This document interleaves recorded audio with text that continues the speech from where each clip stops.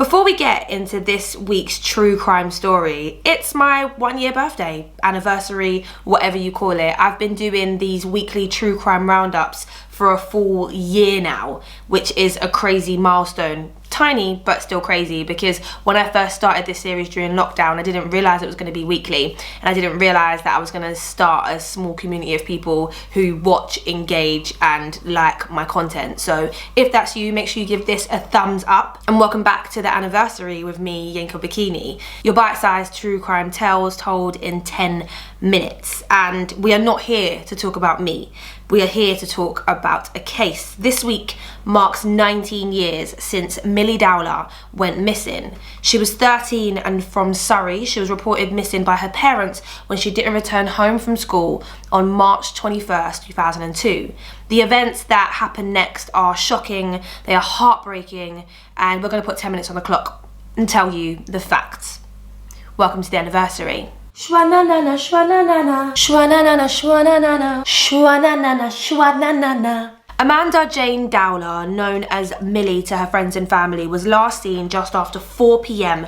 on March 21st, 2002. She got off her train at a different stop to usual because her mate convinced her to go and get some chips at a local cafe. She began walking home down a road called Station Avenue, where one of her sister's friends was waiting at a bus stop, spotted her walking down the road. Milly never made it home. She disappeared, and her family knew something was up immediately. She had called her dad when she was leaving the cafe to tell him that she'd be home in half an hour, and they called the police at about 7 p.m. to report her missing. 100 police officers began searching, as well as neighbours, friends and family. There were helicopters searching fields, searching rivers, searching streets for any sign of her. Officers who helped in the search for Sarah Payne were called in, and I covered Sarah's story in an earlier episode of The Anniversary, and I'll leave a link somewhere for you to check that out. But the investigation was huge scale. Milly Dowler was on the front page of every newspaper, and I was super young when this story blew in Britain when it first happened,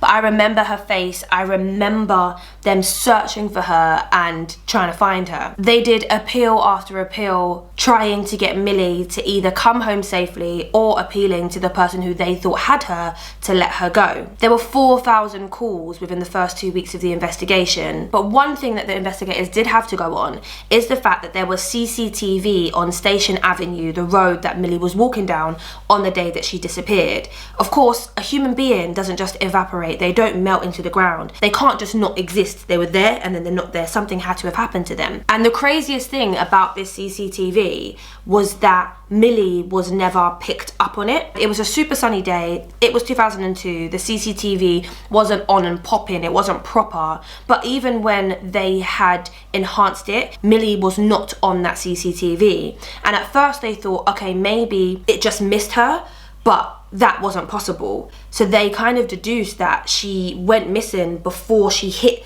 the cusp of the CCTV, so they could kind of get the point that she was abducted from. And for 6 months, they just couldn't find Milly Dowler. In September of 2002, her remains were found in Hampshire, 25 miles from her home. 2 people were walking and they found the remnants of a body. They called the police and said they think that they found Milly Dowler, and they were correct.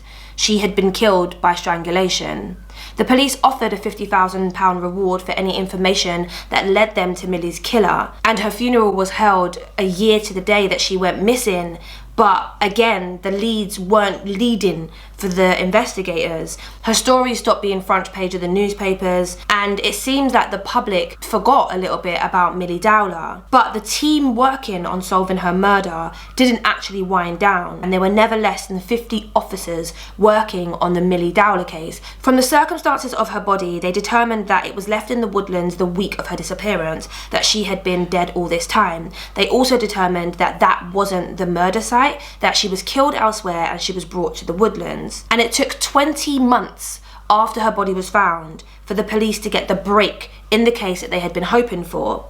A Met police officer had moved from the force in Surrey down to London, and he had noticed something when investigating a string of attacks and murders on women within the London area. They were looking at one specific suspect, and the suspect's previous address was 100 yards from where Milly was last seen. That man was Levi Bellfield. So 2 years after Milly was taken, the investigation finally had a suspect. And it turns out that actually the house that he lived at, the door was knocked on 11 times during the initial investigation when the police were doing door-to-door inquiries, but nobody answered. When a crime takes place in an area, the police usually do door-to-door questioning. They knock on your door, ask if you've seen anything, if you know anything. They're kind of gauging the people in the area, seeing if there are any witnesses and if there are any suspects, but nobody answered it. And we know that it's easy now to scream and to shout and wonder why on earth the police didn't contact the letting agency and find the landlord and do deep sea diving. This investigation might have been very different if they had spoken to him or found out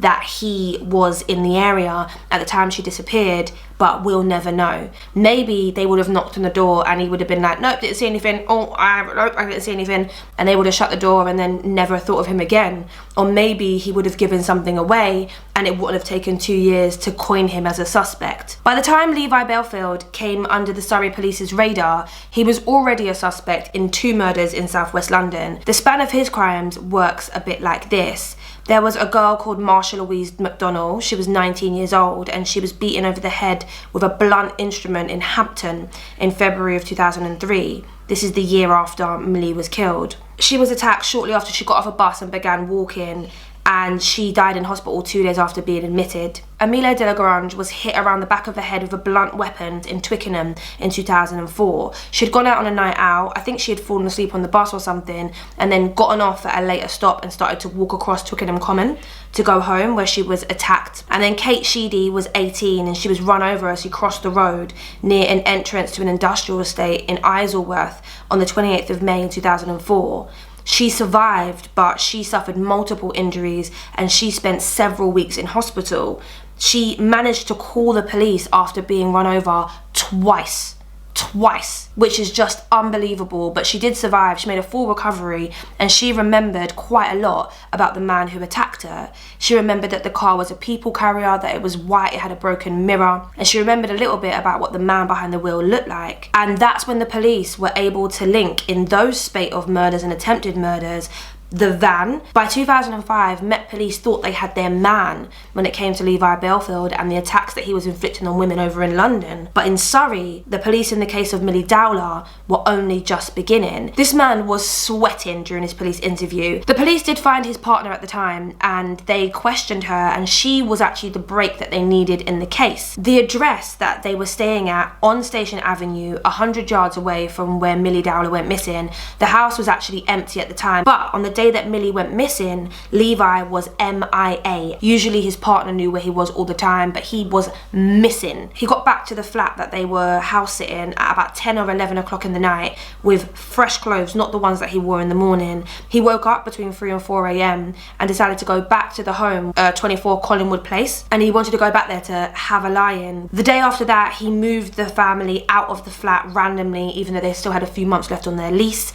When they did move out, his partner noticed that things were missing, like bed sheets, and she asked where they were, and his response was, "Do you think I've killed Milly Dowler?" He actually said, "What, do you think I've done Milly?" as a joke, which she didn't find funny. I don't find funny. Hopefully you're not giggling. She also said that they owned a red car, a little Dayon, that Levi was driving on the day that Milly went missing. So the police went back to that sketchy CCTV and they spotted that red car on the same road just 23 minutes after Milly was last seen, and the car was reported stolen 8 days after Milly's abduction. The police looked everywhere for it, but they couldn't find it. The car actually has never been found. In May of 2006, Levi Bellfield had been charged in London with 2 murders and attempted murder, and by 2008 he had received 3 life terms and guilty sentences. But the CPS said that more work needed to be done in order to bring him to trial in the case of Milly Dowler. The thing about this case is that it's always been circumstantial evidence. It's the hill that I'll die on. Circumstantial evidence is still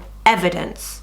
But it means that the police have to do so much more old-fashioned detective work. They have to rule out every possibility and present an airtight, a watertight case. There was no forensic evidence in this case. There was no witness evidence in this case. And it's left a bit of doubt in the eyes of some of the public because there isn't anything physically tying Levi Bellfield to the murder of Milly Dowler. But he was found guilty of her murder anyway, and he is currently in prison serving all of those life sentences as the serial killer that he is. The heartbreak for Milly Dowler's family just didn't end there though. In 2011, it was revealed that the News of the World, the now defunct newspaper, hacked Milly's phone in the phone hacking scandal that became such worldwide news. And this is part of the reason why Milly Dowler's family thought that she ran away. And this is one of the most heartbreaking things. They were leaving voicemails on her phone. Her mum was, her dad was, while she was missing. Remember, she was missing for 6 months. Now, what happened was over time, her voicemail became full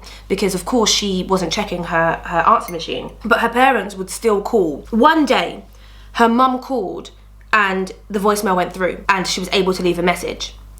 And they thought that she was still alive. And then when they found her body and realised that she wasn't alive, they figured that it must have been a technical fault. No, it wasn't a technical problem. The journalist did it. They were checking Milly Dowler's phone and they were deleting voicemails so that they could listen to the new ones that her family was sending so that they could sell more newspapers. Her family received £2 million in compensation, but come on, like, it's just a lot for that family. It's just a lot. So there you have it. Our 10 minutes are up. I barely got into the phone hacking scandal, but I'll leave all of my research in the description so you can click the links and you can read, watch and listen about that. I'll also put some more information on Levi Bellfield and his other victims as well, because it goes so much further than Milly Dowler, but she was our focus for today because this week in 2002 she was abducted from Surrey in England and her body was found 6 months later. Thank you for watching. Thank you if you've watched any of my videos. It's been a year, I can't believe it. Leave a big cheeky thumbs up if you enjoyed it, and of course subscribe, tell your mates, leave a comment. I'll be back next week for some more 10-minute true crime, and I hope you guys have a good week. Yeah, over and out.